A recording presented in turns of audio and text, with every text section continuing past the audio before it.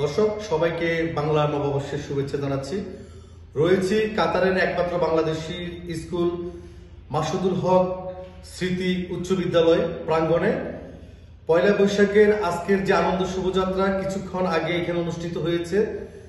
কাতারে নিযুক্ত বাংলাদেশের রাষ্ট্রদূত জনাব নজরুল ইসলাম সাহেব এটি আজকে উদ্বোধন করেছেন। আমরা দেখেছি যে আনন্দ শুভযাত্রাতে বিভিন্ন রকম আমরা প্লে কার্ড দেখেছি যারা এখানে আনন্দ শুভযাত্রাতে অংশগ্রহণ করেছিল। আমাদের বিশেষ করে মাসুদুল হক উচ্চ বিদ্যালয়ের শিক্ষার্থীবৃন্দ, শিক্ষকবৃন্দ এবং তাদের অভিভাবকবৃন্দ, তারা দেখেছে মাঠের বিভিন্ন দিক তারা প্রদক্ষিণ করেছে এবং তার পাশাপাশি উপস্থিত ছিলেন বাংলাদেশ দূতাবাসের যারা সিনিয়র কর্মকর্তারা ছিল, তারা এখানে উপস্থিত ছিলেন।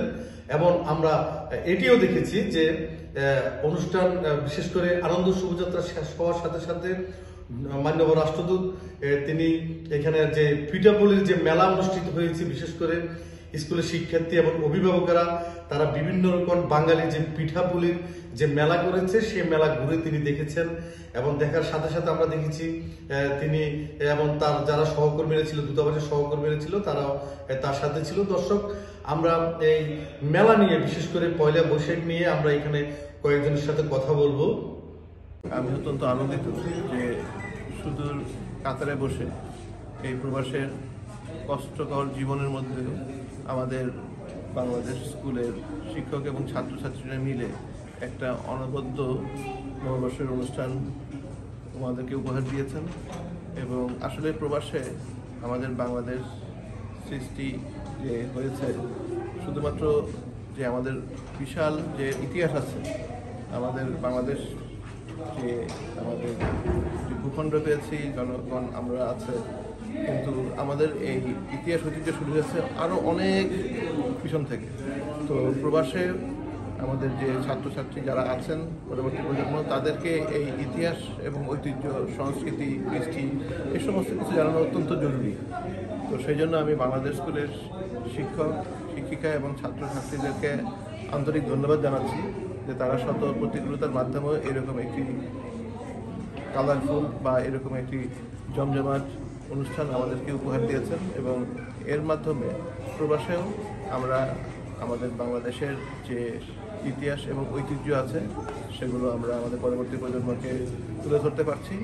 আমি আশা করছি যে এই নতুন যে বর্ষ আমরা শুরু করলাম, এই নতুন বর্ষ আমাদের পূর্ববর্তী সকল বর্ষের চাইতে আরও অনেক আনন্দময় হবে। আমরা যে আজকে আনন্দ শোভাযাত্রা করলাম, সেই আনন্দ শোভাযাত্রা আমাদের আনন্দ জীবনে এই বছরে আনন্দ শুরু করবে বলে আমি আশা করছি।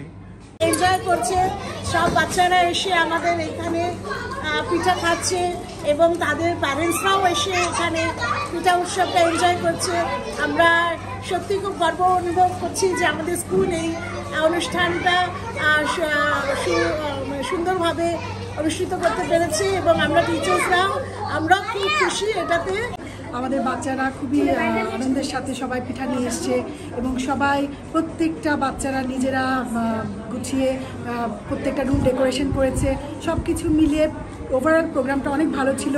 শোভাযাত্রা যেটা হয়েছে সেটাও উৎফুল্লের সাথে, এই গরম কিন্তু তারপরে বাচ্চারা ভীষণ সুন্দর করে করেছে। এখানে আমরা বাচ্চা, স্কুলের সকল ছাত্রছাত্রী এবং অভিভাবক সবাই এই পিঠা উৎসবের আয়োজনে এসেছেন এবং আমরা সবাই নিজ উদ্যোগে এই আয়োজনটি করেছি। কাতারে যে বাচ্চারা পড়াশোনা করছে ওরা আসলে বাংলার নববর্ষ বিষয়টাকে এই সম্পর্কে ওরা জানে না, কারণ ওরা চাক্ষুষভাবে দেখতে পারে না যে নববর্ষটা আমরা কিভাবে সেলিব্রেট করি। তো আমার কাছে মনে হয় এটা একটা সুযোগ যেখানে হচ্ছে ওরা এই কালচারটা সম্পর্কে জানতে পারে। তো আমার অনুভূতি অনেক ভালো, আর বাচ্চাদের সাথে অনেক ভালো সময় কাটিয়েছি।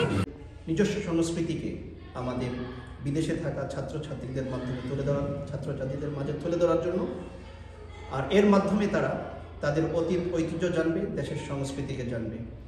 আর তারা যখন অতীত ঐতিহ্য এবং সংস্কৃতিকে জেনে সামনে এগোবে তখন তাদের মধ্যে দেশপ্রেম তৈরি হবে। আর এটা মেধি রেখে তারা একজন সুনাগরিক এবং দেশপ্রেম হিসেবে গড়ে উঠতে পারবেন। সবাইকে বাংলা নববর্ষের শুভেচ্ছা, শুভ নববর্ষ। আজ বাংলা নববর্ষের প্রথম দিন।